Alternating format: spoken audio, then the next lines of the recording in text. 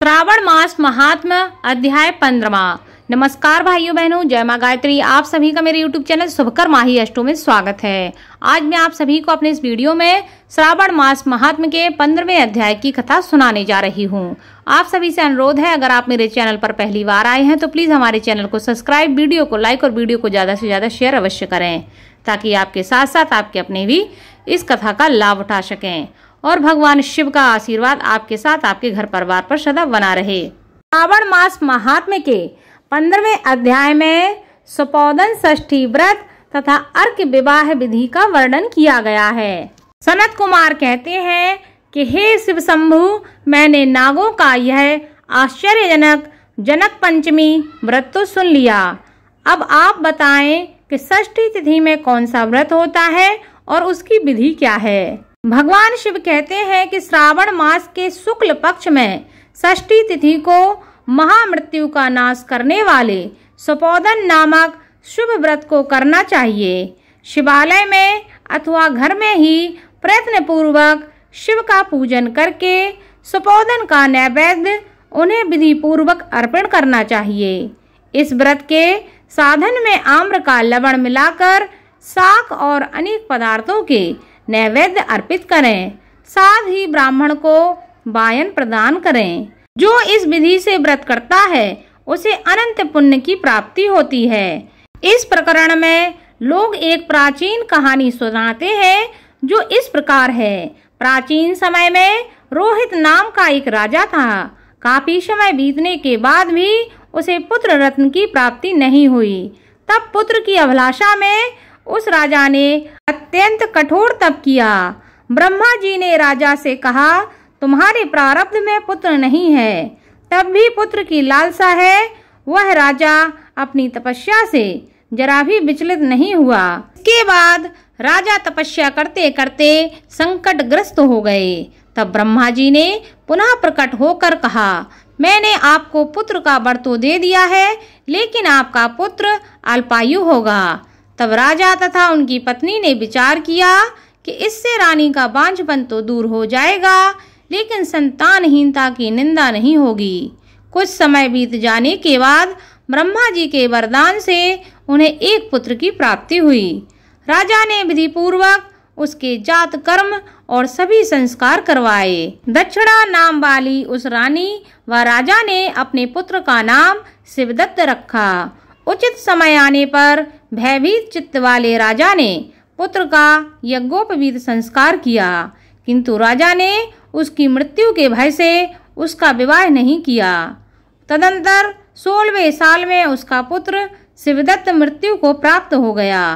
तब ब्रह्मचारी की मृत्यु का स्मरण करते हुए राजा को बहुत चिंता होने लगी कि जिन लोगों के कुल में कोई ब्रह्मचारी मर जाए तब उनका कुल खत्म हो जाता है और वह ब्रह्मचारी भी दुर्गति में पड़ जाता है। सनत कुमार कहते हैं कि हे देवादिदेव, हे जगन्नाथ, इसके दोष का निवारण बताएं, इसका कोई उपाय बताएं। यदि उपाय है तो अभी आप मुझे बताएं, जिससे दोष की शांति हो सके। भगवान शिव कहते हैं, यदि कोई स्नातक अथवा ब्रह्मचारी मर जाए तो अर्क विधि से उसका विवाह कर देना चाहिए। इसके बाद उन दोनों ब्रह्मचारी तथा आग को परस्पर संयुक्त कर देना चाहिए। अब अर्क विवाह की विधि कहते हैं, मृतक का गोत्र, नाम आदि लेकर देश काल का उच्चारण करके कर्ता कहे कि मैं मृत ब्रह्मचारी के दोष के निवारण के लिए वैसर्गिक व्रत करता हूँ। सर्वप्रथम सुवर्ण में अभ्युदयक करके अग्नि स्थापन कर आघार होम करके चारों व्याहतियों ओम भूर्भुवस्वः ओम भूर्भुवस्वः महा से हवन करना चाहिए। इसके बाद व्रत अनुष्ठान के उत्तम फल के निमित्त व्रतपति अग्नि के संपादनार्थ विश्व देवों के लिए घृत की आहुति डालें। उसके बाद सुष्ट कृत होम करके अवशिष्ट होम संपन्न करें। पुनः देश काल का उच्चारण करके इस प्रकार बोले, मैं अर्क विवाह करूंगा। उसके बाद सुवर्ण से अभ्युदयक कृत करके अर्क शाखा तथा मृतक की देह को तेल तथा हल्दी से लिप्त करके पीले सूत से बेसिट करके और पीले रंग के 2 वस्त्रों से उन्हें ढक दें। इसके बाद अग्नि स्थापन करें और विवाह विधि में प्रयुक्त योजन नामक अग्नि में आघार होम करें व अग्नि के लिए आज्य होम करें। उसके बाद चारों व्याहतियों से ओम भूर्भुवः स्वः, ओम मह बृहस्पति तथा कामदेव के लिए आहुति प्रदान करें। पुनः घृत से सुसिट कृत होम करके संपूर्ण हवन कर्म समाप्त करें। इसके बाद आग की डाली तथा मृतक के शव को विधि पूर्वक जला दें। मृतक अथवा म्रियम्राण के निमित्त 6 वर्ष तक इस व्रत का अनुष्ठान करना चाहिए। इस अवसर पर 30 ब्रह्मचारियों को नवीन वस्त्र प्रदान करना चाहिए और हस्त प्रमाण अथवा कान तक लंबाई वाले दंड तथा कृष्ण मृग चर्म भी प्रदान करने चाहिए। उन्हें चरण पादुका, छाता, माला, गोपी चंदन, प्रवाल मणि की माला तथा अनेक आभूषण समर्पित करने चाहिए। इस विधि से व्रत करने पर कोई भी विघ्न नहीं होता है। भगवान शिव कहते हैं कि ब्राह्मणों से यह सुनकर राजा ने मन में विचार किया कि यह अर्क विवाह तो मुझ गौण प्रतीत होता है, मुख्य नहीं, क्योंकि कोई भी व्यक्ति मरे हुए को अपनी कन्या नहीं देता। मैं राजा हूँ, अतः मैं उस व्यक्ति को अनेक रत्न और धन दूंगा, तो कोई भी उसकी वधू के रूप में अपनी कन्या प्रदान करेगा। उस नगर में एक ब्राह्मण था। उस समय वह किसी दूसरे नगर में गया हुआ था। उसकी एक सुंदर पुत्री थी, जिसकी माता की मृत्यु पहले ही हो चुकी थी।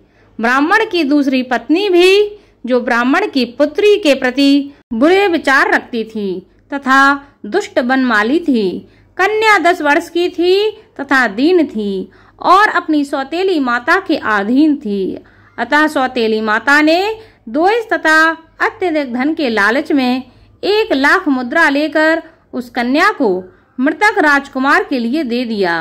कन्या को लेकर राजा के लोग नदी के तट पर शमशान भूमि में राजकुमार के पास ले गए और शव के साथ उसका विवाह कर दिया। इसके बाद विधान पूर्वक शव के साथ कन्या का योग करके जब वो जलाने की तैयारी करने लगे, तब उस कन्या ने पूछा कि हे सज्जनों, आप लोग ये क्या कर रहे हैं? तब वे सब दुखित मन से कहने लगे कि हम लोग तुम्हारे इस पति को जला रहे हैं। इस पर भयभीत होकर बाल स्वभाव के कारण रोती हुई उस कन्या ने कहा, आप लोग मेरे पति को क्यों जला रहे हैं? मैं जलाने नहीं दूंगी। आप लोग सभी यहाँ से चले जाइए। मैं अकेले ही यहाँ बैठी रहूंगी जब तक ये उठेंगे नहीं। तब मैं अपने पतिदेव के साथ चली जाऊंगी। उसका इस प्रकार का हठ देखकर दया के कारण दीन चित्त वाले कुछ भाग्यवादी वृद्धाजन कहने लगे, अहो, होनहार भी क्या होता है, इसे कोई भी नहीं जान सकता।